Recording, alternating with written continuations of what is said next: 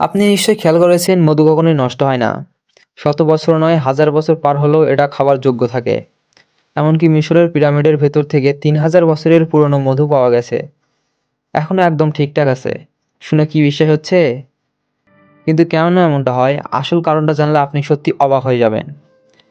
মধুর ভেতরে এমন কিছু বৈজ্ঞানিক রহস্য আছে যা জীবাণুকে একেবারে বাঁচতেই দেয় না। প্রথমত, মধুতে পানির পরিমাণ খুবই কম, মাত্র ১৭ থেকে ১৮%।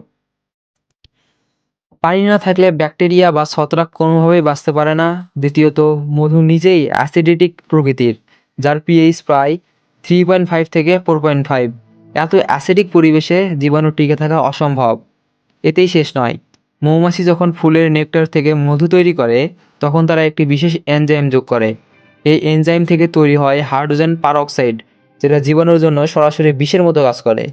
আরও একটি গোপন রহস্য হলো মধুর মধ্যে থাকা অত্যন্ত বেশি পরিমাণে চিনি, যার ফলে ব্যাকটেরিয়া শরীর থেকে পানি বেরিয়ে যায় এবং তারা শুকিয়ে মারা যায়। এই সব মিলিয়ে মধু এমন একটি খাবার যা সময়কেও হার মানায়। এটাকে প্রকৃতির তৈরি এক বিস্ময়কর সংরক্ষণ ব্যবস্থা বললেও ভুল হবে না। তাই কখনো যদি দেখো মধু জমে গেছে, ভয় পেও না। এটা নষ্ট হওয়া নয়, বরং স্বাভাবিক ক্রাইস্টল হয়ে যাওয়া। এমন আরও অবিশ্বাস্য সত্য আসছে সামনে। কিছু মিস করতে না চাইলে সাবস্ক্রাইব করে রাখুন।